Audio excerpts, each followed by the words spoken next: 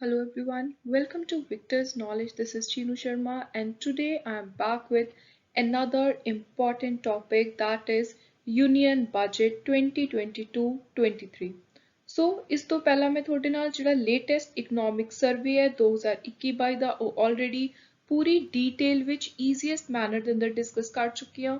ਸੋ ਅੱਜ ਹੁਣ ਮੈਂ ਤੁਹਾਡੇ ਨਾਲ ਡਿਸਕਸ ਕਰੂੰਗੀ union budget examination point of view तो अपने लिए जो भी इंपॉर्टेंट चीज़ां याद रखन वालियां ने समझन वालियां ने वो आपां सारियां अज इहदे अंदर कवर करांगे। सो बिफोर स्टार्टिंग तुसी देख सकते हो ये मैं कुछ चीज़ स्टार्टिंग विच ही हाईलाइट की हुई है। सो ये है कि यूनियन बजट प्रेजेंट किने कीता। सो इस साल दा यूनियन बजट है जिहड़ा वो वैसे हर साल ही फाइनैंस मिनिस्टर करते हैं प्रेजेंट, ते जब आपां इस साल गल करिए जो अपने मौजूदा यूनियन सेंट्रल जिहड़ी गवर्नमेंट है ਉਹਦੇ ਅੰਦਰ फाइनैंस मिनिस्टर की भूमिका निभा रहे ने। सो वो है निर्मला सीतारमन जी। सो फाइनैंस मिनिस्टर इन्हें निर्मला सीतारमन जी इन्हां ने 1 फरवरी ਨੂੰ यूनियन बजट प्रेजेंट ਕੀਤਾ ਸੀ। ਜਿਹੜੀ सरकार है उन्हें कुछ ग्रोथ प्रोजेक्ट की है। सो वो projected growth exam point of view तो बहुत ही ज़्यादा इंपॉर्टेंट है, इसलिए इनू मैं स्टार्टिंग विच ही पहले पेज के उत्ते हाईलाइट किया है सो दैट तुसी किसी भी एग्जाम के लिए जे तैयारी कर रहे हो तो इस प्रॉपर एक फिगर नू अपने दिमाग विच नाल लैके चलो। सो गवर्नमेंट ने प्रोजेक्ट किया भी जी ग्रोथ है वो 8 तो लैके 8.5% तक हो सकती है as compared to estimated 9.2% and a 6.6% contraction the previous year। पिछले साल घट सी 6.6% ਦੀ contraction ਦੇ ਵਿੱਚ ਸੀ, पर ਹੁਣ ਮੰਨਿਆ ਜਾ ਰਿਹਾ है कि अपनी growth ਵਧੂਗੀ। देश है ਜਿਹੜਾ कोविड-19 ਪੈਂਡੈਮਿਕ ਦੇ लॉस ਤੋਂ ਉੱਭਰ ਕੇ ਆਊਗਾ। सो 8% ਤੋਂ ਲੈ ਕੇ 8.5% ਤੱਕ ਆਪਾਂ growth ਨੂੰ project ਕੀਤਾ ਹੈ। सो ਇਹ ਹੈ important ਚੀਜ਼। सो एक होर यूनियन बजट ਦੇ ਵਿੱਚ बहुत ही ज़्यादा इंपॉर्टेंट स्कीम निकल के आई है ਜਿਹੜੀ हर आने वाले एग्जाम ਦੇ ਲਈ ਤੁਹਾਨੂੰ ਜ਼ਰੂਰ पता होनी चाहिए है। ਇਹਦੀ डिटेल ਆਪਾਂ ਅੱਗੇ ਲੈਕਚਰ ਦੇ ਅੰਦਰ ਕਰਾਂਗੇ, पर ਇਹ ਵੀ मैं ਉਰੇ ਪਹਿਲੇ पेज ਉੱਤੇ हाईलाइट ਕੀਤੀ है। दैट इज गति शक्ति प्लान। सो ये इंफ्रास्ट्रक्चर ਦੇ ਨਾਲ रिलेटेड एक बहुत ही ज़्यादा इंपॉर्टेंट प्लान है। ऑल्सो एक इंपॉर्टेंट चीज़ ਆਪਾਂ बहुत समय तो कुछ डिजिटल करंसीज के नाम सुनते आ रहे हैं, क्रिप्टो करंसी का कंसैप्ट सुनते आ रहे हैं। सो सरकार ने एक शुरुआत की है खुद की डिजिटल रुपी इंट्रोड्यूस करके। So introduction of digital rupee by RBI starting 2022-23। So ये भी डिजिटल वर्ल्ड डिजिटल जी पेमेंट सिस्टम है रुपी है इनू लॉन्च करके सरकार ने अपनी जिहड़ी एक कदम है वो इस डिजिटल वर्ल्ड दे विच होर ज़्यादा अगे वधाया।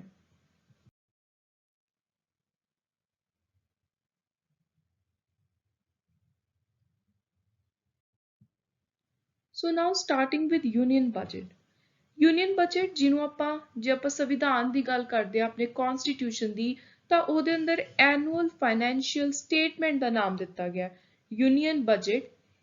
एनुअल फाइनैंशियल स्टेटमेंट क्यों कहने हैं, क्योंकि ਇਹਦੇ अंदर सरकार दे जो भी एक पर्टिकुलर साल दे आने वाले जिथे जिथे खर्चा हो सकता है, एक्सपेंडिचर जिथों जिथों उन्होंने आमदनी हो सकती है, रिसीप्ट हो सकती ने, ਉਹ ਸਾਰੀਆਂ ਚੀਜ਼ਾਂ ਦਾ ਲੇਖਾ ਜੋਖਾ ਪੂਰਾ ਹਿਸਾਬ ਕਿਤਾਬ ਇਸ ਬਜਟ ਦੇ ਅੰਦਰ ਹੁੰਦਾ ਹੈ ਜਿਹਨੂੰ ਆਪਾਂ ਕਹਿੰਦੇ ਆ ਐਨੂਅਲ ਸਾਲਾਨਾ ਫਾਈਨੈਂਸ਼ੀਅਲ ਸਟੇਟਮੈਂਟ। ਤੇ ਜੇ ਆਪਾਂ ਕਨਸਟੀਟਿਊਸ਼ਨ ਦੀ ਗੱਲ ਕਰੀਏ ਸੰਵਿਧਾਨ ਦੀ ਤਾਂ ਉਹਦੇ ਲਈ ਆਰਟੀਕਲ 112 ਹੈ ਜਿਹੜਾ ਸਿੱਧਾ ਸਿੱਧਾ ਡਾਇਰੈਕਟਲੀ ਇਸ ਦੀ ਗੱਲ ਕਰਦਾ ਹੈ ਤੇ ਉਹਦੇ ਵਿੱਚ ਜਿਹੜਾ ਨਾਮ ਹੈ ਉਹ ਬਜਟ ਨਹੀਂ ਯੂਜ਼ ਕੀਤਾ ਹੋਇਆ, that is annual financial statement. So हुण एक बार आप रीड कर लेने आर्टिकल 112 की कह रहा है।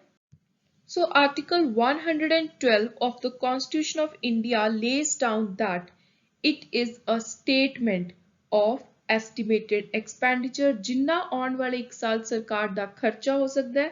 सो उस चीज़ ਨੂੰ अपने दिमाग 'ਚ पहले ही सरकार लेके चलती है ते जिथों भी रिसीप्ट हो सकती ने सरकार ਨੂੰ of the government for a particular year। Budget keeps the account of finances of government for the fiscal year। ਕਿਹੜਾ fiscal year ਮੰਨਦੇ ਆਪਾਂ 1 ਅਪ੍ਰੈਲ ਤੋਂ 31 ਮਾਰਚ ਤੱਕ ਦਾ। ਬਜਟ 1 ਫਰਵਰੀ ਨੂੰ ਪ੍ਰੈਜ਼ੈਂਟ ਕੀਤਾ ਗਿਆ। 2016 ਸਾਲ ਤੱਕ ਜਿਹੜਾ ਬਜਟ ਸੀ ਉਹ ਫਰਵਰੀ ਮਹੀਨੇ ਦਾ ਜਿਹੜਾ ਆਖਰੀ ਵਰਕਿੰਗ ਡੇ ਹੁੰਦਾ ਸੀ ਉਦੋਂ ਪ੍ਰੈਜ਼ੈਂਟ ਕੀਤਾ ਜਾਂਦਾ ਸੀ, ਪਰ 2016 ਤੋਂ ਇਹਦੀ ਇੱਕ ਪੱਕੀ ਡੇਟ ਤੈਅ ਕਰਤੀ 1 ਫੈਬਰਰੀ। ਸੋ ਇਹ ਵੀ ਬਹੁਤ ਹੀ ਜ਼ਿਆਦਾ ਇੰਪੋਰਟੈਂਟ ਹੈ ਐਗਜ਼ਾਮ ਦੇ ਲਈ, so that it can materialize before commencement of new financial year, ਜਿਹੜਾ 1 ਅਪ੍ਰੈਲ ਤੋਂ ਸ਼ੁਰੂ ਹੋ ਕੇ 31 ਮਾਰਚ ਨੂੰ ਖਤਮ ਹੁੰਦਾ ਹੈ। 2017 ਦੇ ਵਿੱਚ ਇੱਕ ਹੋਰ ਬਹੁਤ ਹੀ ਜ਼ਿਆਦਾ ਇੰਪੋਰਟੈਂਟ ਚੇਂਜ ਲਿਆਂਦੀ ਗਈ ਬਜਟ ਦੇ ਵਿੱਚ। 92 ਸਾਲ ਪੁਰਾਣਾ ਇੱਕ ਟ੍ਰੈਡੀਸ਼ਨ ਕਸਟਮ ਚੱਲਦਾ ਆ ਰਿਹਾ ਸੀ ਰੇਲਵੇ ਬਜਟ ਵਾਲਾ। ਸੋ 2017 ਦੇ ਵਿੱਚ ਜਿਹੜਾ ਰੇਲਵੇ ਬਜਟ ਹੈ ਉਹ ਅਲੱਗ ਤੋਂ ਪੇਸ਼ ਨਹੀਂ ਕੀਤਾ ਜਾਂਦਾ, ਉਹਨੂੰ ਯੂਨੀਅਨ ਬਜਟ ਦੇ ਵਿੱਚ ਹੀ ਮਰਜ ਕਰਤਾ ਤੇ ਹੁਣ ਦੋਨਾਂ ਨੂੰ ਇਕੱਠੇ together presented. Another important thing, ਜਿਹੜਾ ਬਜਟ ਹੈ ਉਹਨੂੰ ਲਾਗੂ ਹੋਣ ਤੋਂ ਪਹਿਲਾਂ ਲੋਕ ਸਭਾ ਦੇ ਵਿੱਚੋਂ ਪਾਸ ਹੋਣਾ ਪੈਂਦਾ ਹੈ। Very very important thing to remember, budget has to be passed by the Lok Sabha before it can come into effect. ਤੇ ਜਿਹੜਾ ਯੂਨੀਅਨ ਬਜਟ ਹੈ ਉਹ ਦੋ ਤਰ੍ਹਾਂ ਦਾ, ਉਹਦੇ ਵਿੱਚ ਆਪਾਂ ਦੋ ਹਿੱਸੇ ਕਰਦੇ ਹਾਂ, ਦੋ ਦੀ ਕੈਟੇਗਰਾਈਜੇਸ਼ਨ ਕਰਦੇ ਹਾਂ। ਇੱਕ ਹੈ ਰੈਵਨਿਊ, ਦੂਜਾ ਹੈ ਕੈਪੀਟਲ। ਤੇ ਜਿਹੜੇ ਆਪਾਂ ਨੇ ਇਕਨੋਮਿਕ ਸਰਵੇ ਦੀ ਗੱਲ ਕੀਤੀ ਸੀ, ਇਕਨੋਮਿਕ ਸਰਵੇ ਮੈਂ ਤੁਹਾਨੂੰ ਜਦੋਂ ਇਹ ਟੌਪਿਕ ਕਰਵਾਇਆ ਸੀ ਇਕਨੋਮਿਕ ਸਰਵੇ ਦਾ ਉਦੋਂ ਵੀ ਦੱਸਿਆ ਸੀ, ਸੋ ਉਰੇ ਤੁਸੀਂ ਰਿਵਾਈਜ਼ ਕਰ ਲਓ ਇਹ ਚੀਜ਼ ਕਿ ਇਕਨੋਮਿਕ ਸਰਵੇ ਬਜਟ ਪ੍ਰੈਜ਼ੈਂਟ ਕਰਨ ਤੋਂ ਪਹਿਲਾਂ ਪੇਸ਼ ਕੀਤਾ ਜਾਂਦਾ ਹੈ। ਇਹ ਚੀਜ਼ ਤੁਹਾਡੇ ਦਿਮਾਗ 'ਚ ਬਿਲਕੁਲ ਕ੍ਰਿਸਟਲ ਕਲੀਅਰ ਹੋਣੀ ਚਾਹੀਦੀ ਹੈ। The Economic Survey of India is released ahead of the presentation of budget. Next important thing, ਜਿਹੜਾ ਪਾਰਲੀਮੈਂਟ ਹੈ ਉਹਦੇ ਵਿੱਚ ਬਜਟ ਅਲੱਗ-ਅਲੱਗ ਸਟੇਜਿਸ ਦੇ ਥਰੂ ਪਾਸ ਹੁੰਦਾ ਹੈ। ਸੋ ਇਹ ਨਹੀਂ ਕਿ ਬਜਟ ਤਿਆਰ ਕੀਤਾ, ਪੇਸ਼ ਕੀਤਾ, ਖਤਮ। ਬਜਟ ਇੱਕ ਪੂਰਾ ਦਾ ਪੂਰਾ ਬਣਾਉਣ ਦੇ ਲਈ, ਫਿਰ ਉਹਦੀ ਪੂਰੀ ਇੰਪਲੀਮੈਂਟੇਸ਼ਨ ਦੇ ਲਈ, ਉਹਨੂੰ ਇਨਫੋਰਸ ਕਰਨ ਦੇ ਲਈ ਬਹੁਤ ਅਲੱਗ-ਅਲੱਗ ਸਟੈਪਸ ਹੁੰਦੇ ਨੇ ਜਿਹੜੇ ਫੋਲੋ ਕਰਨੇ ਆ। ਸਭ ਤੋਂ ਪਹਿਲਾਂ ਤਾਂ ਬਜਟ ਨੂੰ ਪੇਸ਼ ਕੀਤਾ ਜਾਂਦਾ ਹੈ। ਨੰਬਰ 2, ਜਨਰਲ ਡਿਸਕਸ਼ਨ ਹੁੰਦੀ ਹੈ, ਸਕ੍ਰੂਟਨੀ ਕੀਤੀ ਜਾਂਦੀ ਹੈ, ਜਿਹੜੇ ਅਲੱਗ-ਅਲੱਗ ਡਿਪਾਰਟਮੈਂਟਲ ਕਮੇਟੀਜ਼ ਨੇ ਉਹ ਸਾਰੀਆਂ ਦੇਖਦੀਆਂ ਨੇ ਕਿ ਬਜਟ ਦੇ ਵਿੱਚ ਜਿਹੜਾ ਅਮਾਊਂਟਸ ਐਲੋਕੇਟ ਕੀਤੀਆਂ ਨੇ ਉਹ ਸਾਰੀਆਂ ਸਹੀ ਨੇ, ਅਸੀਂ ਉਸ ਤਰੀਕੇ ਨਾਲ ਕੰਮ ਕਰ ਪਾਵਾਂਗੇ। Voting on demand for grant, then passing of appropriation bill, passing of finance bill। ਸੋ ਇਹ 6 ਸਟੇਜਿਸ ਨੇ ਜਿਨ੍ਹਾਂ ਦੇ ਥਰੂ ਬਜਟ ਪਾਸ ਹੁੰਦਾ ਹੈ, ਫਿਰ ਫਾਈਨਲਾਈਜ਼ ਹੁੰਦਾ ਹੈ।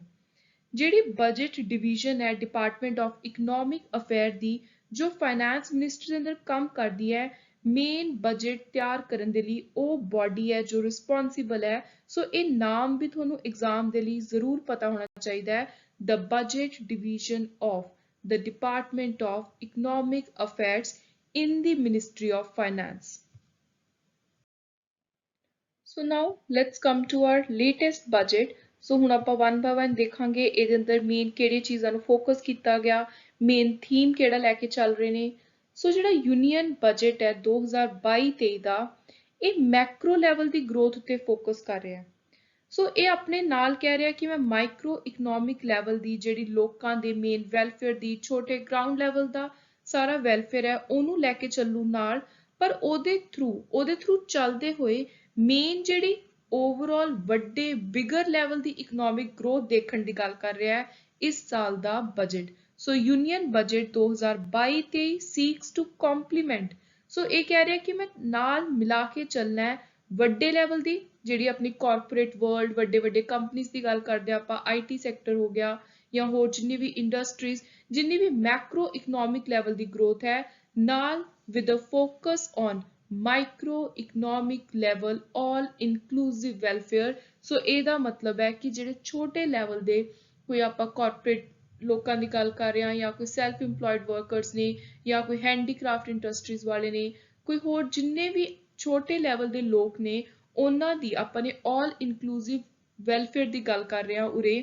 ਸੋ ਦੋਨਾਂ ਨੂੰ ਮਿਲਾ ਕੇ ਚੱਲਣਾ ਪਹਿਲੀ ਚੀਜ਼। ਦੂਜੇ ਨੰਬਰ ਤੇ ਜਿਹੜਾ ਬਜਟ ਹੈ ਉਹ ਕਹਿ ਰਿਹਾ ਕਿ ਅੰਮ੍ਰਿਤ ਕਾਲ ਵੱਲ ਜਾਣਾ ਆਪਾਂ ਨੇ ਅਗਲੇ 25 ਸਾਲਾਂ ਦੇ ਅੰਦਰ। ਸੋ ਹੁਣ ਆਪਾਂ ਅੰਮ੍ਰਿਤ ਮਹੋਤਸਵ ਮਨਾ ਰਹੇ ਹਾਂ, 75 years of independence, ਇਹ ਆਪਣੀ ਇਕਨੋਮਿਕ ਸਰਵੇ, ਬਜਟ, ਇਹ ਪੂਰੇ ਸਾਲ ਦਾ ਹਾਈਲਾਈਟ ਚੱਲ ਰਿਹਾ ਮੇਨ ਭਾਰਤ ਸਰਕਾਰ ਦੇ ਦੁਆਰਾ।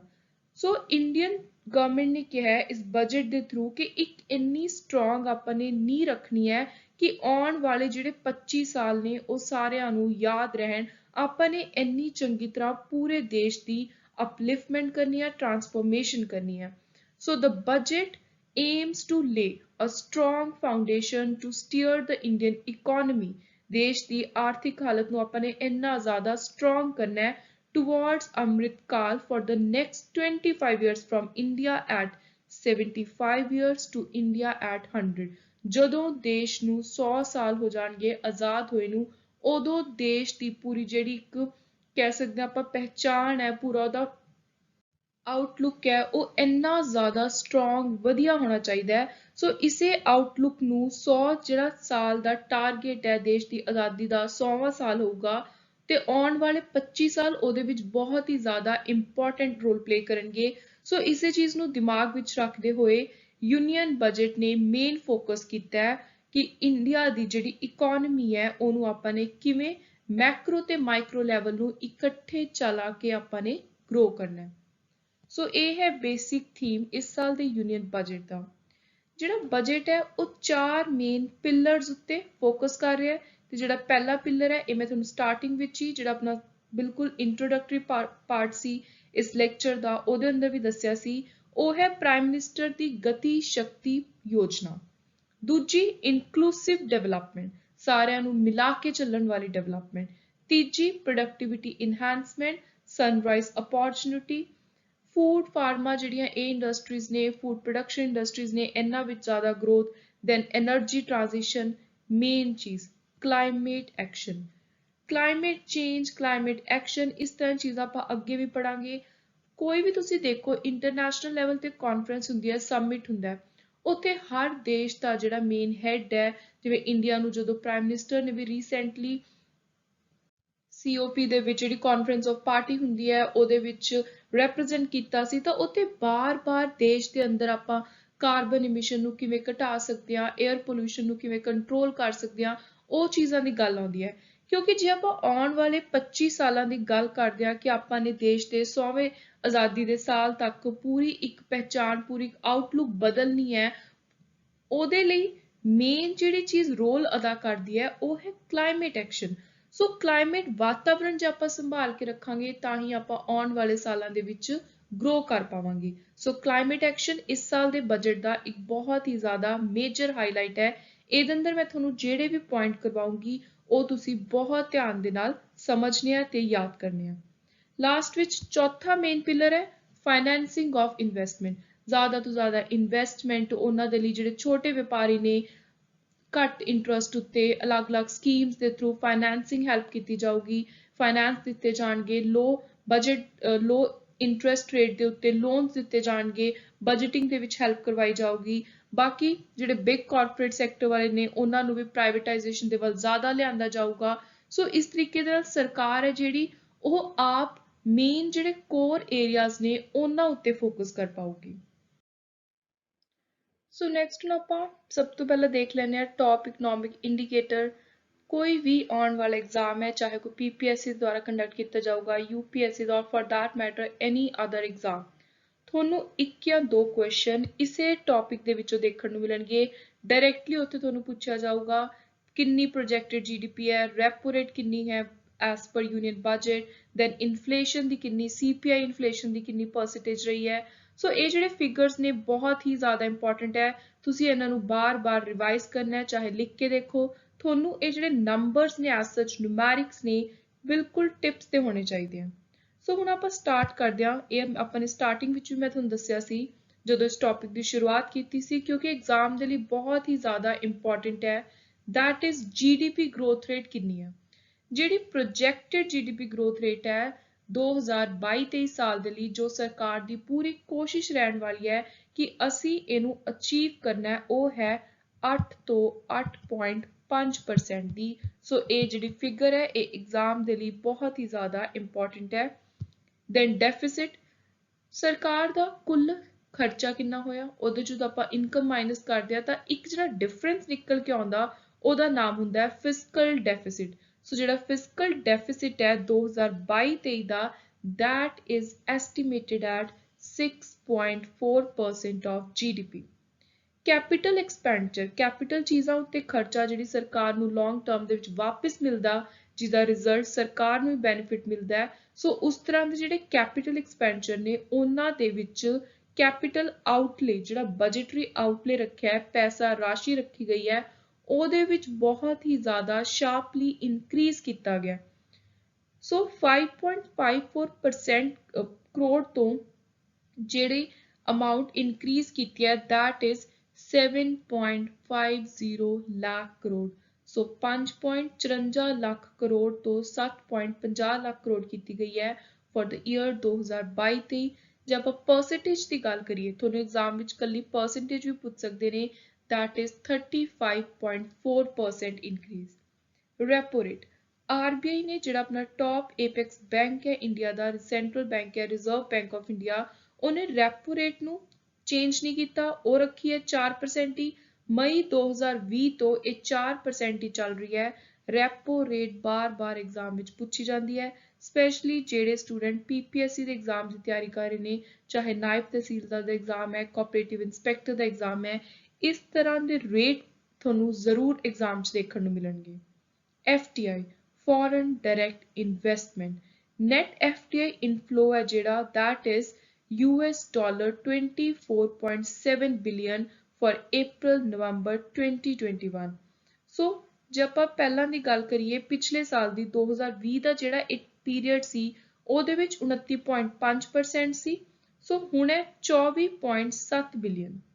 ਸੋ ਜਿਹੜਾ 29.5% ਹੈ ਇਹ ਦੱਸਿਆ ਗਿਆ ਹੈ ਕਿ ਇੰਨਾ ਘੱਟ ਹੈ, ਲੋਅਰ ਹੈ ਉਸ ਪੀਰੀਅਡ ਤੋਂ। ਨੈਕਸਟ ਹੈ ਇਨਫਲੇਸ਼ਨ, CPI।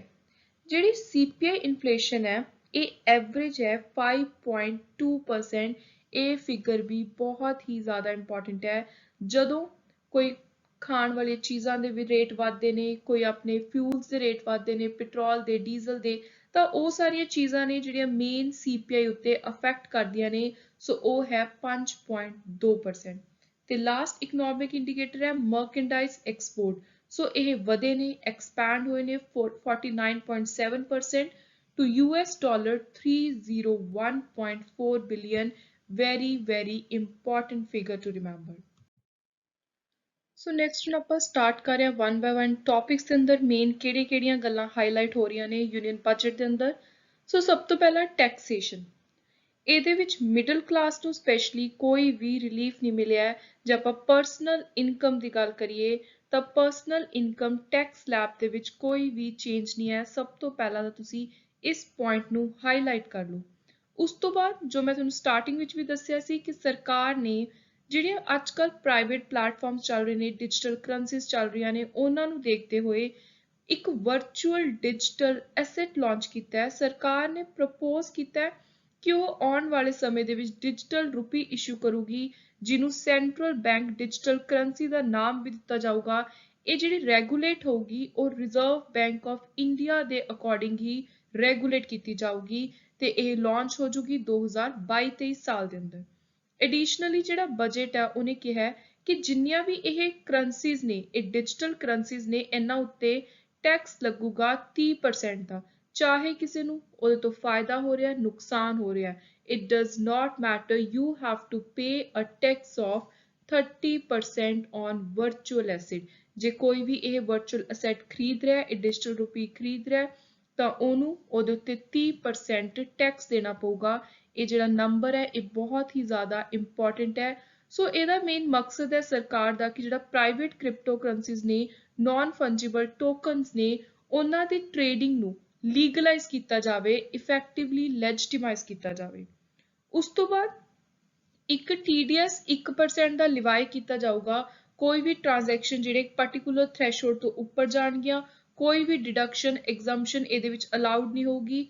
ਕਿਸੇ ਨੂੰ ਲਾਸ ਹੋ ਰਹੀ ਹੈ ਟ੍ਰਾਂਸਫਰ ਤੋਂ, ਉਹਨੂੰ ਕਿਸੇ ਹੋਰ ਇਨਕਮ ਦੇ ਨਾਲ ਤੁਸੀਂ ਸੈਟ ਆਫ ਨਹੀਂ ਕਰ ਸਕਦੇ। ਜਿਵੇਂ ਆਮ ਤੌਰ ਤੇ ਕੀ ਹੁੰਦਾ, ਜਦੋਂ ਆਪਾਂ ਇਨਕਮ ਟੈਕਸ ਭਰਦੇ ਹਾਂ, ਰਿਟਰਨ ਭਰਦੇ ਹਾਂ, ਤਾਂ ਆਪਾਂ ਕਈ ਵਾਰੀ ਕਿਸੇ ਹੋਰ ਚੀਜ਼ ਦੇ ਨਾਲ ਆਪਾਂ ਦਿਖਾ ਦਿੰਦੇ ਹਾਂ ਵੀ ਸਾਨੂੰ ਉਰੇ ਲਾਸ ਹੋਇਆ, ਆਪਾਂ ਸੈਟ ਆਫ ਦੇ ਕਲੌਜ਼ਸ ਨੂੰ ਉੱਥੇ ਫੋਲੋ ਕਰ ਲੈਂਦੇ ਹਾਂ। ਪਰ ਉਰੇ ਜੇ ਆਪਾਂ ਡਿਜੀਟਲ ਕਰੰਸੀ ਦੀ ਗੱਲ ਕਰਾਂਗੇ ਤਾਂ ਜਿਵੇਂ ਮੈਂ ਤੁਹਾਨੂੰ ਪਹਿਲਾਂ ਦੱਸਿਆ, ਤੁਹਾਨੂੰ ਘਾਟਾ ਹੋ ਰਿਹਾ, ਵਾਧਾ ਹੋ ਰਿਹਾ, ਤੁਹਾਨੂੰ ਲਾਸ ਹੋ ਰਿਹਾ, ਪ੍ਰੋਫਿਟ ਹੋ ਰਿਹਾ, ਤੁਹਾਨੂੰ ਟੈਕਸ ਦੇਣਾ ਹੀ ਦੇਣਾ ਪੈਣਾ। ਕਿਸੇ ਵੀ ਹੋਰ ਇਨਕਮ ਦੇ ਨਾਲ ਤੁਸੀਂ ਉਹਨੂੰ ਸੈਟ ਆਫ ਨਹੀਂ ਕਰ ਸਕਦੇ, ਸੈਟਲ ਡਾਊਨ ਨਹੀਂ ਕਰ ਸਕਦੇ। Digital currency, in a major push for digital currency, the digital rupee launch ਕੀਤਾ ਜਾਊਗਾ, ਇਸ਼ੂ ਕੀਤਾ ਜਾਊਗਾ। ਬਲੌਕਚੇਨ ਟੈਕਨੋਲੋਜੀ ਤੇ ਹੋਰ ਟੈਕਨੋਲੋਜੀਜ਼ ਆਰਟੀਫਿਸ਼ੀਅਲ ਇੰਟੈਲੀਜੈਂਸ ਦੀਆਂ ਜਿੰਨੀਆਂ ਵੀ ਨੇ ਉਹਨਾਂ ਨੂੰ ਵਰਤ ਕੇ ਤੇ ਇਹਨੂੰ ਕੌਣ ਰੈਗੂਲੇਟ ਕਰੂਗਾ? ਰੈਗੂਲੇਟਿੰਗ ਅਥਾਰਟੀ ਦਾ ਨਾਮ, I repeat, very very important for all exam, so ਇਹ ਹੈ RBI ਸਟਾਰਟਿੰਗ 2022 ਤੇ। ਇੱਕ ਹੋਰ ਨਵੀਂ ਪ੍ਰੋਵੀਜ਼ਨ ਵੀ ਆਈ ਹੈ ਅਪਡੇਟਡ ਰਿਟਰਨ ਦੀ। ਸੋ ਬਜਟ ਨੇ ਕਿਹਾ ਕਿ ਜੋ ਵੀ ਟੈਕਸ ਪੇਅਰ ਨੇ ਜਿਨ੍ਹਾਂ ਨੇ ਕੋਈ ਅਪਡੇਟਡ ਰਿਟਰਨ, ਕਿਸੇ ਵੀ ਅਲੱਗ ਐਡੀਸ਼ਨਲ ਟੈਕਸ ਨਹੀਂ ਭਰਿਆ, ਉਹਦੀ ਪੇਮੈਂਟ ਕਰਨੀ ਹੈ, ਤਾਂ ਉਹਦੇ ਲਈ ਅਪਡੇਟਡ ਰਿਟਰਨ, ਜੇ ਕੋਈ ਥੋੜੀ ਗਲਤੀ ਹੋ ਗਈ ਤਾਂ ਉਹਨੂੰ ਸੁਧਾਰਨ ਦੇ ਲਈ ਰਿਟਰਨ ਦੇ ਅੰਦਰ ਜੇ ਤੁਸੀਂ ਨਵੀਂ ਅਪਡੇਟ ਕਰਕੇ ਸਹੀ ਕਰਕੇ ਆਪਣੀ ਆਈਟੀ ਰਿਟਰਨ ਭਰਨੀ ਹੈ ਤਾਂ ਉਹਦੇ ਲਈ 2 ਸਾਲ ਦਾ ਟਾਈਮ ਪੀਰੀਅਡ ਦਿੱਤਾ ਗਿਆ ਹੈ। ਸੋ ਇੱਕ ਬਹੁਤ ਹੀ ਮੇਜਰ ਰਿਲੈਕਸੇਸ਼ਨ ਦਿੱਤੀ ਗਈ ਹੈ। ਸੋ ਇਹ ਜਿਹੜੀ ਨਿਊ ਪ੍ਰੋਵੀਜ਼ਨ ਹੈ ਇਹਦੇ ਅੰਦਰ 2 ਸਾਲ ਦਾ ਟਾਈਮ ਪੀਰੀਅਡ, ਇਹ ਵੀ ਐਗਜ਼ਾਮੀਨੇਸ਼ਨ ਪੁਆਇੰਟ ਆਫ ਵਿਊ ਤੋਂ ਬਹੁਤ ਹੀ ਜ਼ਿਆਦਾ ਇੰਪੋਰਟੈਂਟ ਹੈ। ਸੋ ਇੱਕ ਵਾਰੀ ਆਪਾਂ ਰੀਡ ਕਰ ਲੈਂਦੇ ਹਾਂ ਇਹ ਨਵੀਂ ਪ੍ਰੋਵੀਜ਼ਨ ਕੀ ਕਹਿ ਰਹੀ ਹੈ। New provision of updated return. Budget proposes a new provision permitting taxpayer to file an updated return on payment of additional tax. This updated return can be filed within 2 years from the end of relevant assessment year. Very, very important time period to remember. Next, we'll talk about finance. ਸੋ ਇੱਕ ਨਵੀਂ scheme ਜੋ ਬਹੁਤ ਹੀ ਜ਼ਿਆਦਾ budget ਦੇ ਵਿੱਚ highlight ਹੋ ਰਹੀ ਹੈ, that is emergency credit line guarantee scheme. ਸੋ ਮੈਂ ਤੁਹਾਨੂੰ ਦੱਸਿਆ ਸੀ ਕਿ ਬਜਟ ਦੇ 4 ਪਿਲਰਸ ਦੇ ਅੰਦਰ ਇੱਕ ਪਿਲਰ ਹੈ ਫਾਈਨੈਂਸਿੰਗ, ਇਨਵੈਸਟਮੈਂਟਸ। ਸੋ ਇਹ ਉਸੇ ਸਕੀਮ, ਉਸੇ ਪਿਲਰ ਨੂੰ ਹਾਈਲਾਈਟ ਕਰ ਰਹੀ ਹੈ। ਜਿੰਨੇ ਵੀ ਛੋਟੇ ਬਿਜ਼ਨਸਮੈਨ ਨੇ, ਸਮਾਲ ਮੀਡੀਅਮ ਸਾਈਜ਼ ਬਿਜ਼ਨਸ ਨੇ, ਉਹਨਾਂ ਨੂੰ ਐਕਸਟੈਂਡ ਕਰਨ ਦੇ ਲਈ ਮਾਰਚ 2023 ਤੱਕ ਇਹ ਇੱਕ ਕ੍ਰੈਡਿਟ ਲਾਈਨ ਗਰੰਟੀ ਸਕੀਮ ਲਿਆਂਦੀ ਗਈ ਹੈ ਜੋ ਕਿ ਬਹੁਤ ਹੀ ਜ਼ਿਆਦਾ ਇੰਪੋਰਟੈਂਟ ਹੈ। ਨੈਕਸਟ, ਸਰਕਾਰ ਦੀ ਮੇਨ ਪ੍ਰਾਇੋਰਟੀ ਹੋਊਗੀ ਕਿ ਉਹ ਜ਼ਿਆਦਾ ਤੋਂ ਜ਼ਿਆਦਾ ਪੈਸਾ ਖਰਚੇ ਵਾਤਾਵਰਣ ਨੂੰ ਸਹੀ ਕਰਨ ਦੇ ਲਈ।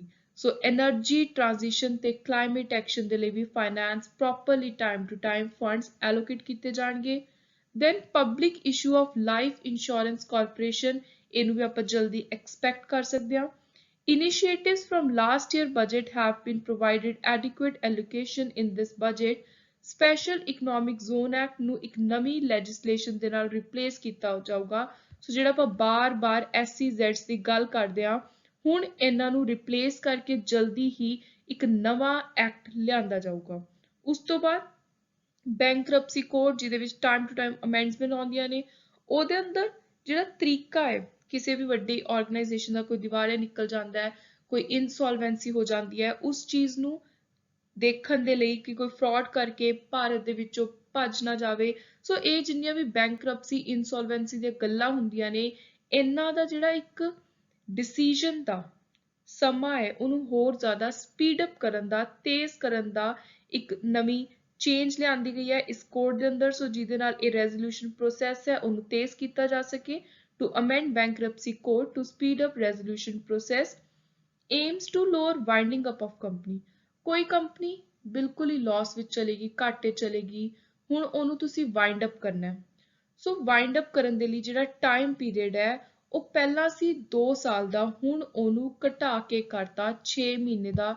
ਇਹ ਵੀ ਬਹੁਤ ਜ਼ਿਆਦਾ ਇੰਪੋਰਟੈਂਟ ਹੈ। aims to lower winding up of company to 6 months. ਸੋ ਇਹ ਵੀ ਇੱਕ ਪ੍ਰਪੋਜ਼ਲ ਰੱਖਿਆ ਗਿਆ।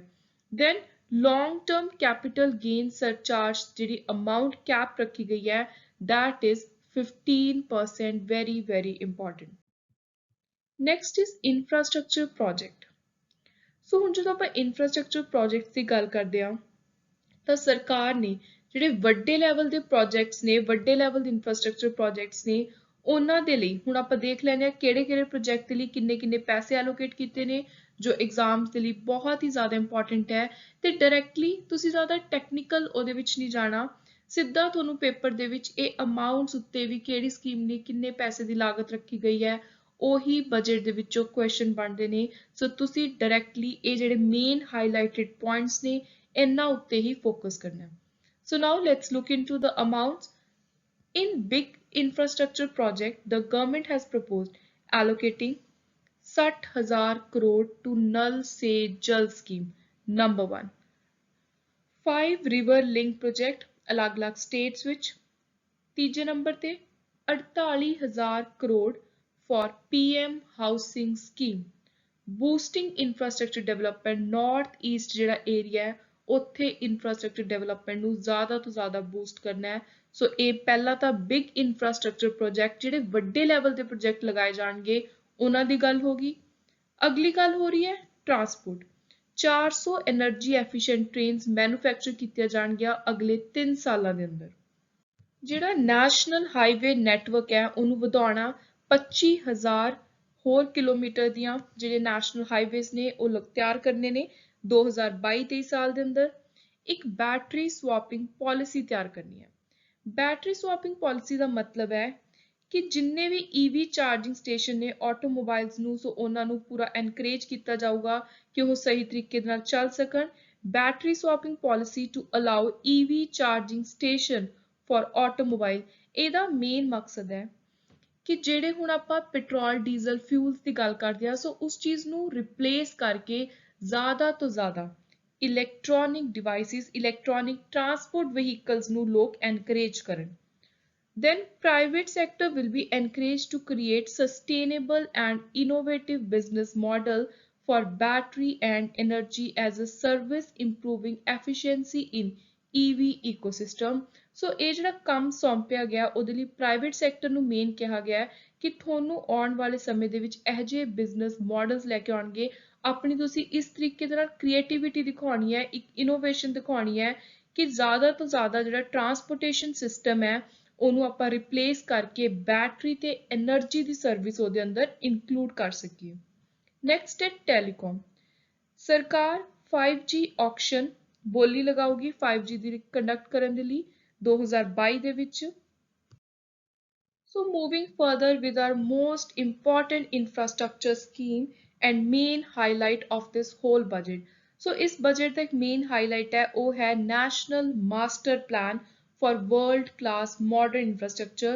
So union budget ਕਹਿ ਰਿਹਾ ਹੈ ਕਿ ਇੱਕ ਇਹੋ ਜਿਹੀ ਸਕੀਮ ਹੈ, ਇੱਕ ਇਹੋ ਜਿਹਾ ਮਾਸਟਰ ਪਲਾਨ ਹੈ ਜਿਹਦੇ ਨਾਲ ਆਉਣ ਵਾਲੇ ਫਾਈਨੈਂਸ਼ੀਅਲ ਈਅਰ ਦੇ ਵਿੱਚ ਇਸ ਤਰ੍ਹਾਂ ਦੇ ਐਕਸਪ੍ਰੈਸ ਵੇਜ਼ ਤਿਆਰ ਕੀਤੇ ਜਾਣਗੇ ਕਿ ਪੂਰੀ ਦੁਨੀਆ ਭਰ ਦੇ ਵਿੱਚੋਂ ਇੰਡੀਆ ਦਾ ਇਨਫਰਾਸਟ੍ਰਕਚਰ ਸਭ ਤੋਂ ਜ਼ਿਆਦਾ ਵਰਲਡ ਕਲਾਸ ਮਾਡਰਨ ਲੈਵਲ ਦਾ ਹੋਵੇ।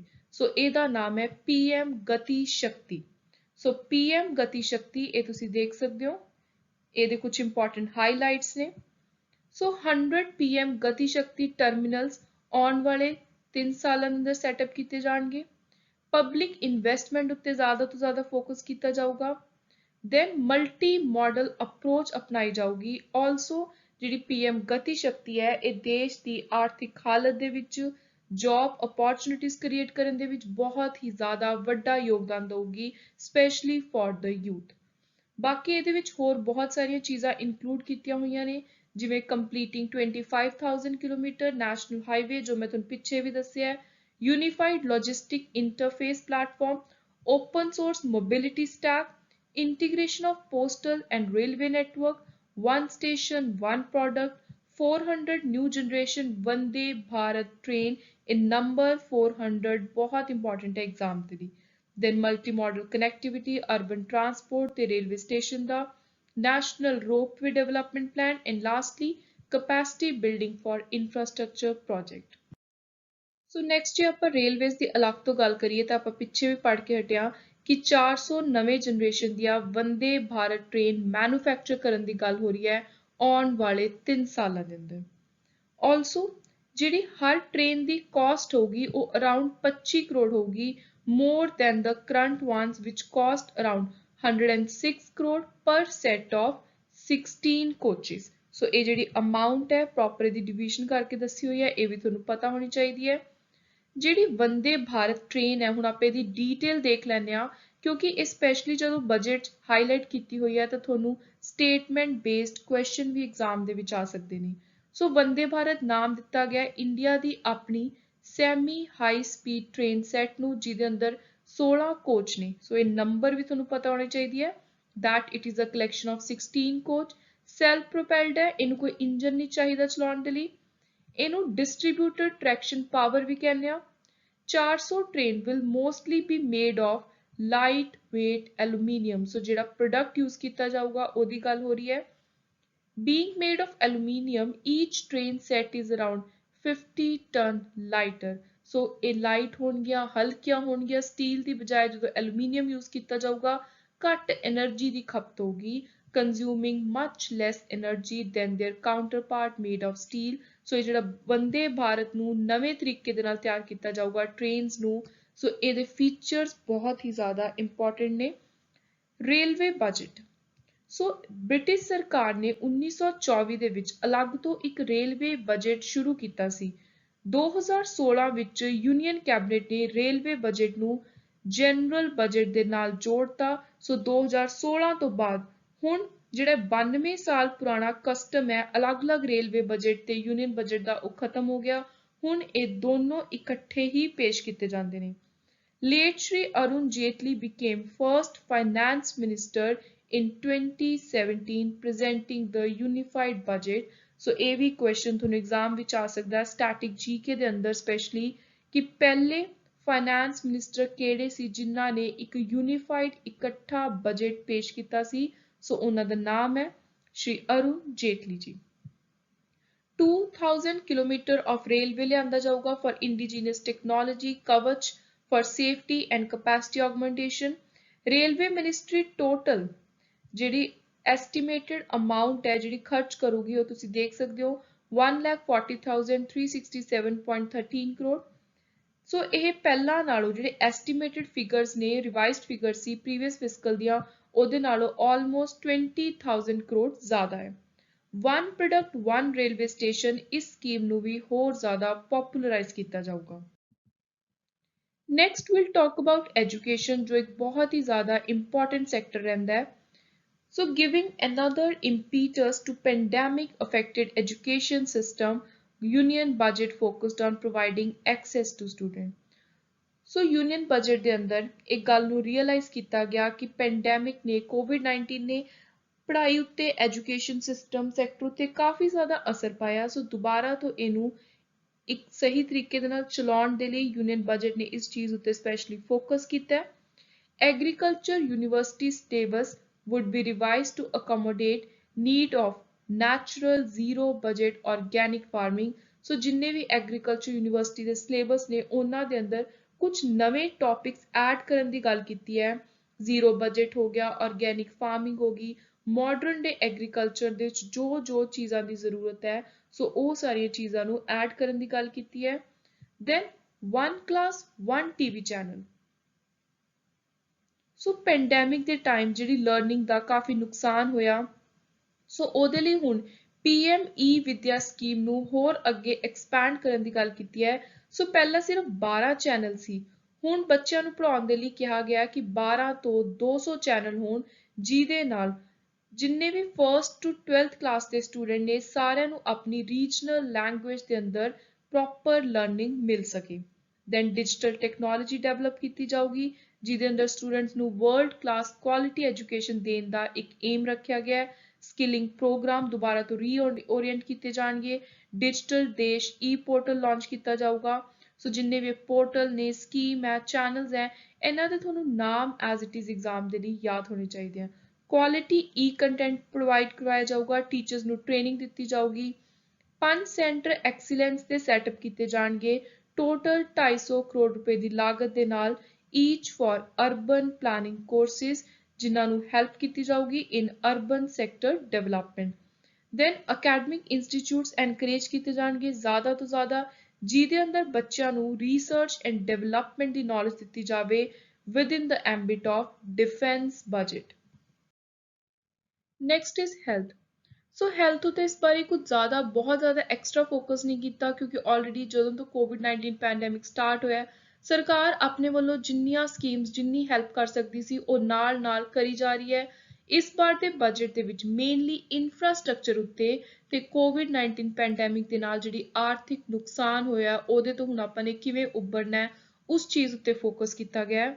ਸੋ ਹੁਣ ਜੇ ਆਪਾਂ ਹੈਲਥ ਦੀ ਗੱਲ ਕਰੀਏ ਤਾਂ ਇਨ terms of health care budget India ਬਾਕੀ ਦੇਸ਼ਾਂ ਦੇ ਜਿਹੜੇ ਗਵਰਨਮੈਂਟ ਬਜਟਸ ਨੇ ਉਹਨਾਂ ਦੇ ਵਿੱਚੋਂ 179 ਰੈਂਕ ਉੱਤੇ ਆਉਂਦਾ out of 189 countries.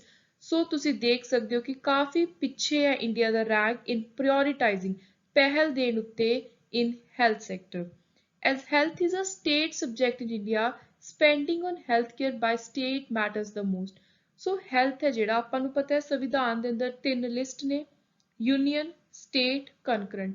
So union list ਦੇ ਅੰਦਰ ਜੋ ਸਬਜੈਕਟ ਨੇ ਉਹ ਸਾਰੇ ਉੱਤੇ ਸਿਰਫ ਮੇਨ ਸੈਂਟਰ ਦੀ ਸਰਕਾਰ ਫੋਕਸ ਕਰਦੀ ਹੈ, ਸਟੇਟ ਸਬਜੈਕਟ ਉੱਤੇ ਸਟੇਟ ਦੀ ਸਰਕਾਰ।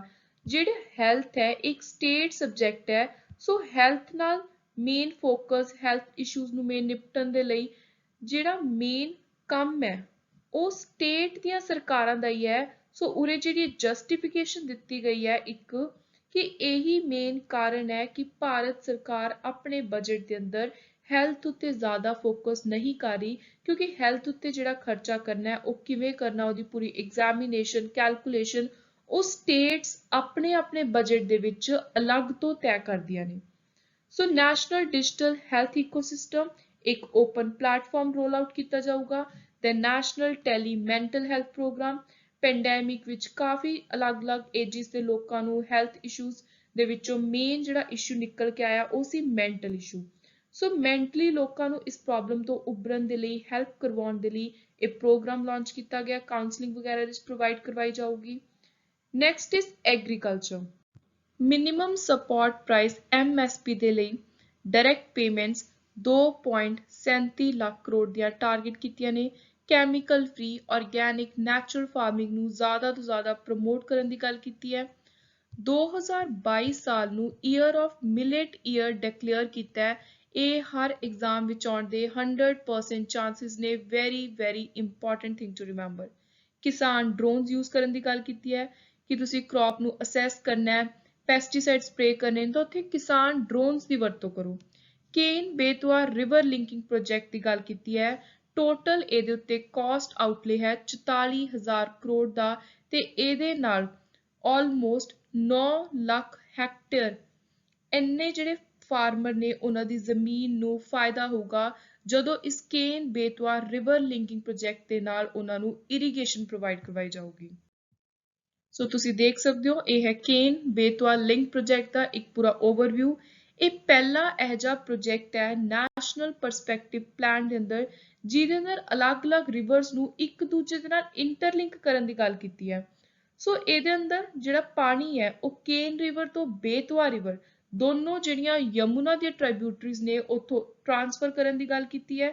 ਕੇਨ ਬੇਤਵਾ ਲਿੰਕ ਕੈਨਾਲ 221 ਕਿਲੋਮੀਟਰ ਲੰਬਾ ਹੋਊਗਾ ਜਿਹਦੇ ਅੰਦਰ ਜਿਹੜੀ ਟਨਲ ਹੈ ਉਹ ਹੋਊਗੀ 2 ਕਿਲੋਮੀਟਰ ਦੀ। ਸੋ ਇਹ ਪੂਰਾ ਤੁਸੀਂ ਦੇਖ ਸਕਦੇ ਹੋ। ਯੂਪੀ MP ਇਹ ਦੋ ਸਟੇਟਸ ਦੇ ਨਾਮ ਤੁਹਾਨੂੰ ਜ਼ਰੂਰ ਯਾਦ ਹੋਣੇ ਚਾਹੀਦੇ ਹਨ। Next is defence. So defence ਦੇ ਲਈ ਜਿਹੜਾ ਬਜਟ ਦੇ ਵਿੱਚ ਕੈਪੀਟਲ ਪ੍ਰੋਕਿਊਰਮੈਂਟ ਹੈ ਉਹਨੂੰ ਇਨਕਰੀਜ਼ ਕੀਤਾ ਹੈ 10% ਤੋਂ 58% ਤੱਕ।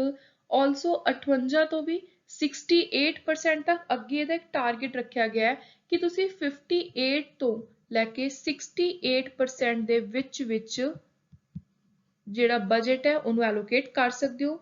ਸੋ ਜੇ ਤੁਸੀਂ ਦੇਖੋਗੇ ਅੱਗੇ ਜਦੋਂ ਮੈਂ ਤੁਹਾਨੂੰ ਇੱਕ ਟੇਬਲ ਪ੍ਰੋਵਾਈਡ ਕਰਵਾਉਂਗੀ ਜਿਹਦੇ ਅੰਦਰ ਐਲੋਕੇਸ਼ਨ ਦੱਸੀ ਹੋਈ ਹੈ ਅਲੱਗ-ਅਲੱਗ ਮਿਨਿਸਟਰੀ ਦੀ, ਤਾਂ ਮਿਨਿਸਟਰੀ ਆਫ ਡਿਫੈਂਸ ਦੇ ਲਈ ਤੁਸੀਂ ਦੇਖੋਗੇ ਕਿ ਬਾਕੀ ਸਾਰੇ ਏਰੀਆਜ਼ ਨਾਲੋਂ ਡਬਲ ਤੋਂ ਵੀ ਕਿਤੇ ਜ਼ਿਆਦਾ ਪੈਸਾ ਐਲੋਕੇਟ ਕੀਤਾ ਗਿਆ। Impact this will reduce country's dependence on import of defense equipment. ਸੋ ਸਰਕਾਰ ਦਾ ਮੇਨ ਮਕਸਦ ਡਿਫੈਂਸ ਦੇ ਲਈ ਬਜਟ ਨੂੰ ਇਨਕਰੀਜ਼ ਕਰਨ ਦਾ ਇਹੀ ਹੈ ਕਿ ਆਪਾਂ ਆਪ ਆਤਮ ਨਿਰਭਰ ਹੋ ਜਾਈਏ। ਆਪਣੇ ਇੰਡੀਆ ਦੀ ਜਿਹੜੀ ਡਿਫੈਂਸ ਹੈ ਉਹਨੂੰ ਕਿਤੋਂ ਬਾਹਰੋਂ ਕੋਈ ਇਕਵਿਪਮੈਂਟਸ ਨੂੰ ਇੰਪੋਰਟ ਨਾ ਕਰਨਾ ਪਵੇ।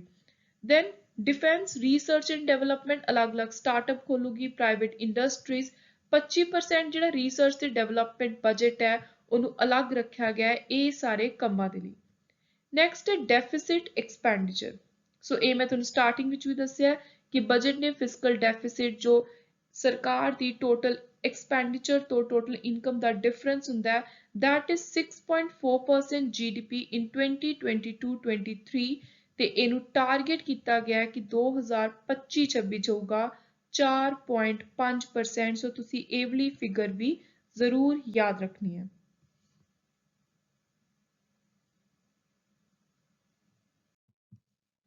Next is micro, small, medium enterprises and startup। 6,000 crore ਦੇ ਅਲੱਗ-ਅਲੱਗ ਪ੍ਰੋਗਰਾਮਸ ਲਿਆਂਦੇ ਜਾਣਗੇ MSMEs ਨੂੰ ਹੋਰ ਜ਼ਿਆਦਾ ਇੰਪਰੂਵ ਕਰਨ ਦੇ ਲਈ। ਦੈਨ ਜਿਵੇਂ MSMEs ਹੋ ਗਈਆਂ, ਉਦਯਮ, ਈ-ਸ਼ਰਮ, NCS, ਅਸੀਮ ਪੋਰਟਲ, ਇਹਨਾਂ ਸਾਰਿਆਂ ਨੂੰ ਇੰਟਰਲਿੰਕ ਕੀਤਾ ਜਾਊਗਾ ਆਪਸ ਦੇ ਨਾਲ ਸੋ ਦੈਟ ਜਿਹੜਾ ਇਹਨਾਂ ਦਾ ਕੰਮ ਹੈ ਉਹ ਹੋਰ ਜ਼ਿਆਦਾ ਐਕਸਟੈਂਸਿਵਲੀ ਚੱਲ ਸਕੇ ਤੇ ਇਹਨਾਂ ਦਾ ਸਕੋਪ ਵੀ ਵਧਾਇਆ ਜਾ ਸਕੇ। ਨੈਕਸਟ ਕਮ ਮੋਸਟ ਇੰਪੋਰਟੈਂਟ ਥਿੰਗ।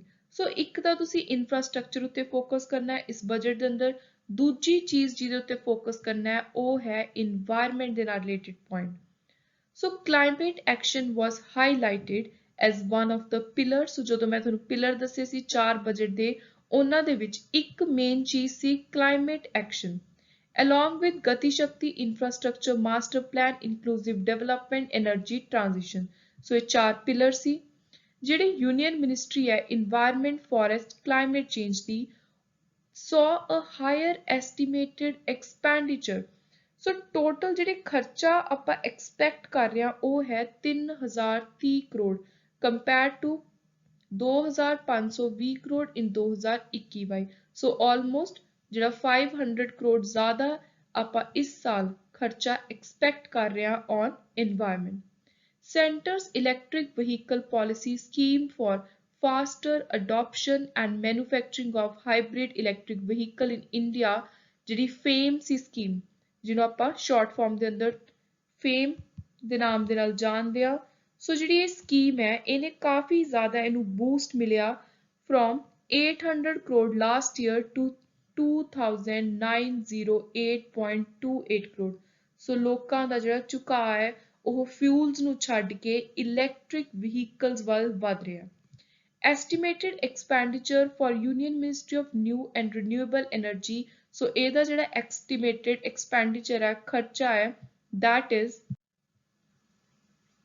6900 ਕਰੋੜ। ਸੋ ਇਹ ਘਟਿਆ 7681 ਤੋਂ। ਤੇ ਇਹਦੇ ਵਿੱਚ ਜੇ ਆਪਾਂ ਹਾਈਐਸਟ ਐਲੋਕੇਸ਼ਨ ਦੀ ਗੱਲ ਕਰੀਏ ਤਾਂ ਉਹ ਸੋਲਰ ਪਾਵਰ ਉੱਤੇ ਕੀਤੀ ਗਈ ਹੈ 3300 ਕਰੋੜ ਦੀ। ਸੋ ਇਹ ਵੀ ਤੁਹਾਨੂੰ ਜ਼ਰੂਰ ਪਤਾ ਹੋਣਾ ਚਾਹੀਦਾ ਹੈ। Budget estimate for NREGA programme very important, ਜੋ ਬਾਰ ਕਰੰਟ ਇਸ਼ੂਜ਼ ਵਿੱਚ ਵੀ ਰਹਿੰਦੀ ਹੈ scheme. Mahatma Gandhi national rural employment guarantee programme, a scheme with great potential for climate resilience, carbon sequestration has been revised downward।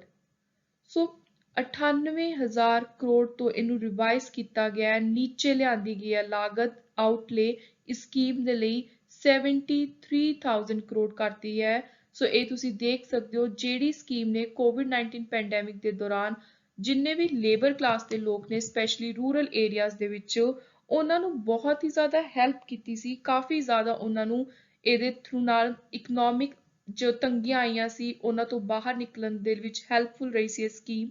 ਸੋ ਲੋਕਾਂ ਨੂੰ ਇਹਦਾ ਬਹੁਤ ਹੀ ਜ਼ਿਆਦਾ ਫਾਇਦਾ ਮਿਲਿਆ ਸੀ ਇਸ ਨਰੇਗਾ ਸਕੀਮ ਦਾ। ਪਰ ਤੁਸੀਂ ਦੇਖ ਸਕਦੇ ਹੋ ਕਿ ਇਸ ਵਾਰ ਦੇ ਬਜਟ ਦੇ ਅੰਦਰ ਜਿਹੜੀ ਇਹਦੀ ਆਊਟਲੇ ਹੈ, ਪੈਸਾ ਹੈ, ਬਜਟ ਹੈ, ਉਹਨੂੰ ਘਟਾ ਦਿੱਤਾ ਗਿਆ ਤੇ ਕਾਫੀ ਜ਼ਿਆਦਾ ਘਟਾਇਆ।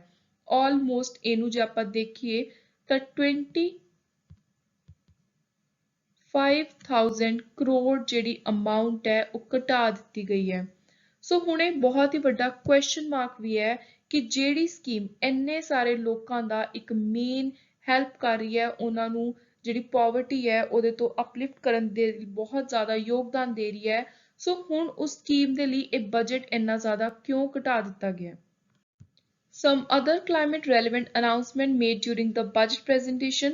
ਸੋ ਕੁਝ ਹੋਰ ਜਦੋਂ ਬਜਟ ਨੂੰ ਪ੍ਰੈਜ਼ੈਂਟ ਕਰ ਰਹੇ ਸੀ ਤਾਂ ਵਾਤਾਵਰਣ ਕਲਾਈਮੇਟ ਨੂੰ ਲੈ ਕੇ ਅਨਾਉਂਸਮੈਂਟ ਕੀਤੀਆਂ ਗਈਆਂ, ਜਿਵੇਂ ਪਬਲਿਕ ਲਿੰਕਡ ਇਨਸੈਂਟਿਵ ਦੇ ਲਈ ਜ਼ਿਆਦਾ ਸੋਲਰ ਮੋਡਿਊਲਸ ਨੂੰ ਤਿਆਰ ਕਰਨ ਦੇ ਲਈ 19,500 ਕਰੋੜ ਰੁਪਏ ਦੀ ਅਲੱਗ ਤੋਂ ਐਲੋਕੇਸ਼ਨ ਕੀਤੀ ਗਈ ਹੈ।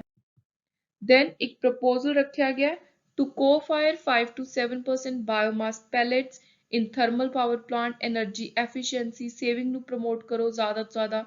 ਜਿੰਨੀਆਂ ਵੀ ਵੱਡੀਆਂ ਕਮਰਸ਼ੀਅਲ ਬਿਲਡਿੰਗਸ ਨੇ ਉੱਥੇ ਐਨਰਜੀ ਕੰਜ਼ਰਵ ਕਰਨ ਵਾਲੇ ਜਿੰਨੇ ਵੀ ਮਾਡਲਸ ਨੇ ਉਹਨਾਂ ਨੂੰ ਅਪਣਾਓ। ਦੈਨ 4 ਪਾਇਲਟ ਪ੍ਰੋਜੈਕਟ ਕੋਲ ਗੈਸੀਫਿਕੇਸ਼ਨ ਦੇ ਲਈ। ਉਸ ਤੋਂ ਬਾਅਦ ਐਗਰੋ ਫੋਰੈਸਟਰੀ ਉੱਤੇ ਮੇਨ ਫੋਕਸ ਕਰੋ। ਦੈਨ ਜਿਹੜੇ ਵੀ ਫਾਰਮਰਸ ਕੋਈ SC ਕੈਟੇਗਰੀ ST ਕੈਟੇਗਰੀ ਨੂੰ ਬਿਲੋਂਗ ਕਰਦੇ ਨੇ ਉਹਨਾਂ ਦੀ ਸਪੋਰਟ ਕਰੋ ਸੋ ਦੈਟ ਉਹ ਐਗਰੋ ਫੋਰੈਸਟਰੀ ਨੂੰ ਅਪਣਾ ਸਕਣ। ਸੋਵਰਨ ਗ੍ਰੀਨ ਬੌਂਡ ਨੂੰ ਇਸ਼ੂ ਕਰੋ ਪਬਲਿਕ ਸੈਕਟਰ ਪ੍ਰੋਜੈਕਟਸ ਦੇ ਅੰਦਰ, ਜਿਹਦੇ ਨਾਲ ਜਿਹੜੀ ਕਾਰਬਨ ਇੰਟੈਂਸਿਟੀ ਹੈ ਵਾਤਾਵਰਣ ਦੇ ਵਿੱਚ ਉਹ ਜ਼ਿਆਦਾ ਤੋਂ ਜ਼ਿਆਦਾ ਘਟ ਸਕੇ। ਸੋ ਇਹ ਵੀ ਬਹੁਤ ਇੰਪੋਰਟੈਂਟ ਕੰਸੈਪਟ ਹੈ। ਗ੍ਰੀਨ ਬੌਂਡਸ ਇਹ ਜਿਹੇ ਡੈਟ ਇੰਸਟਰੂਮੈਂਟ ਨੇ, ਇਹ ਜਿਹੀਆਂ ਪ੍ਰੋਸੀਡਿੰਗਸ ਨੇ ਜਿਨ੍ਹਾਂ ਨੂੰ ਸਰਕਾਰ ਇਨਵਾਇਰਨਮੈਂਟ ਫ੍ਰੈਂਡਲੀ ਪ੍ਰੋਜੈਕਟ ਨੂੰ ਫਾਈਨੈਂਸ ਕਰਨ ਦੇ ਲਈ ਹੈਲਪ ਕਰਦੀ ਹੈ। ਸੋ ਗ੍ਰੀਨ ਬੌਂਡਸ ਪਹਿਲੀ ਵਾਰੀ 2007 ਵਿੱਚ ਲਾਂਚ ਹੋਏ ਸੀ। So this is very important thing to remember. Blended finance with the government's share limit to 20% to be promoted for climate action, agriculture, other clean technology. This will be managed by private fund manager. So blended finance ਦੀ ਗੱਲ ਹੋ ਰਹੀ ਹੈ। Now comes very important thing. Budget session ਦੇ ਅੰਦਰ ਇੱਕ expect ਕੀਤਾ ਜਾ ਰਿਹਾ ਹੈ ਕਿ ਇੱਕ ਨਵਾਂ ਬਿੱਲ ਵੀ ਡਿਸਕਸ ਕੀਤਾ ਜਾਊਗਾ। ਸੋ ਇਹ ਬਿੱਲ ਹੈ ਐਨਰਜੀ ਕੰਜ਼ਰਵੇਸ਼ਨ ਅਮੈਂਡਮੈਂਟ ਬਿੱਲ 2022, ਜਿਹਦੇ ਅੰਦਰ ਕਿਹਾ ਗਿਆ ਹੈ ਕਿ ਜਿਹੜਾ ਇੱਕ ਇੰਪੋਰਟੈਂਟ ਲੈਜਿਸਲੇਸ਼ਨ ਹੈ ਐਨਰਜੀ ਕੰਜ਼ਰਵੇਸ਼ਨ ਦੀ, ਉਹਦੇ ਅੰਦਰ ਕੁਝ ਇੰਪੋਰਟੈਂਟ ਤਬਦੀਲੀਆਂ ਲਿਆਂਦੀਆਂ ਜਾਣਗੀਆਂ which aims to provide regulatory framework for carbon trading ਹੈ ਜਿਹੜੀ ਇੰਡੀਆ ਦੇ ਅੰਦਰ, ਉਹਦੇ ਲਈ ਇੱਕ ਰੈਗੂਲੇਟਰੀ ਫਰੇਮਵਰਕ ਤਿਆਰ ਕੀਤਾ ਜਾਊਗਾ। ਪ੍ਰੋਪਰ ਅਥਾਰਟੀਜ਼ ਬੋਡੀਜ਼ ਹੋਣਗੀਆਂ ਜਿਹੜੀਆਂ ਇਹਦੇ ਉੱਤੇ check ਰੱਖਣਗੀਆਂ। then encouraging penetration of renewable in energy mix effective implementation, ਜਿਹੜਾ 2001 ਦਾ ਐਨਰਜੀ ਕੰਜ਼ਰਵੇਸ਼ਨ ਐਕਟ ਹੈ ਜਿਹਦੇ ਵਿੱਚ ਅਮੈਂਡਮੈਂਟ ਲੈ ਕੇ ਆਉਣ ਦੇ ਲਈ ਆਪਾਂ ਇਸ ਬਿੱਲ ਦੀ ਗੱਲ ਕਰ ਰਹੇ ਹਾਂ।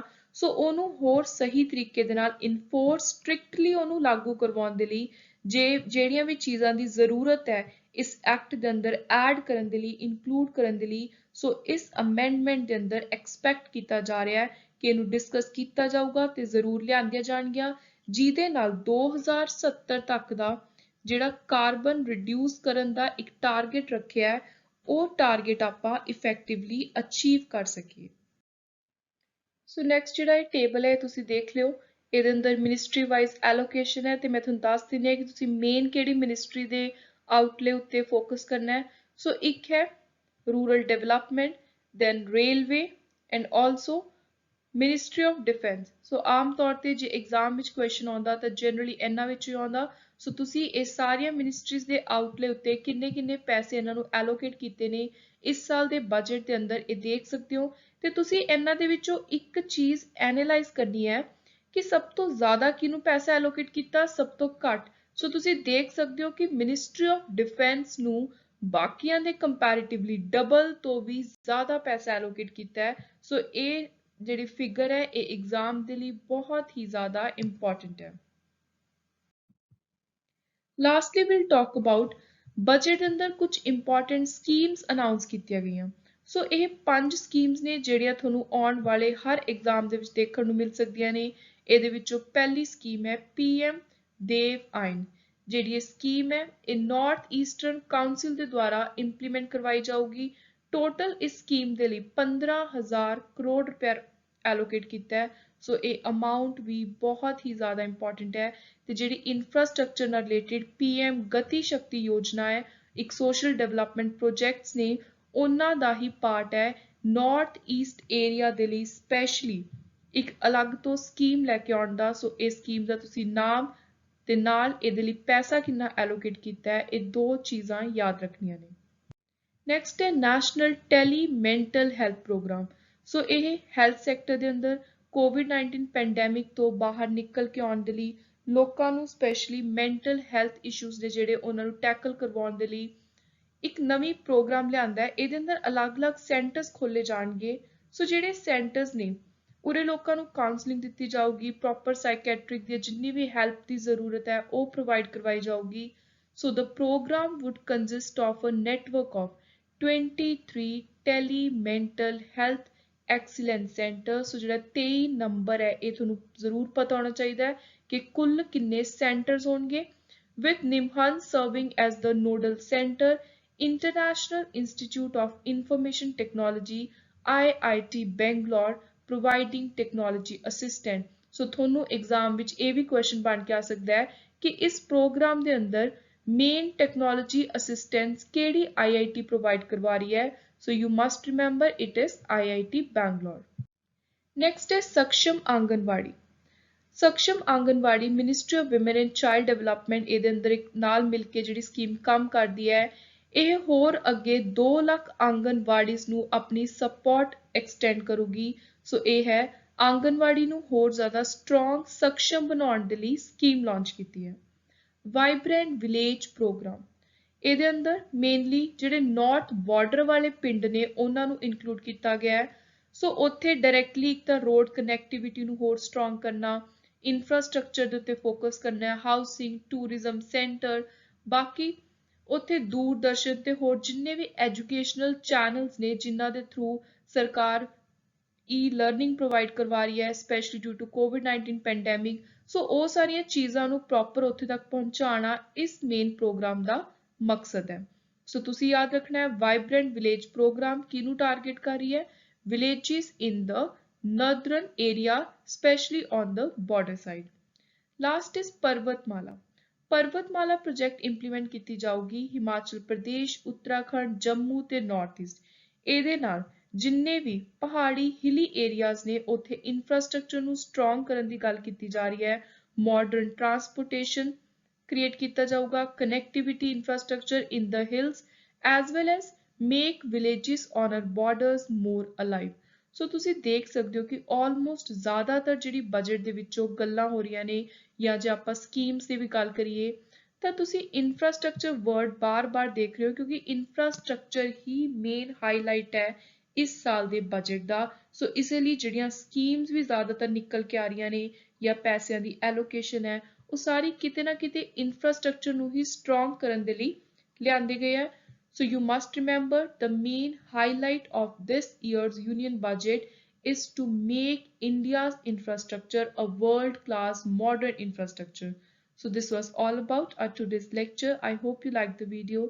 Please do subscribe to my channel. Keep supporting. Thank you and good luck.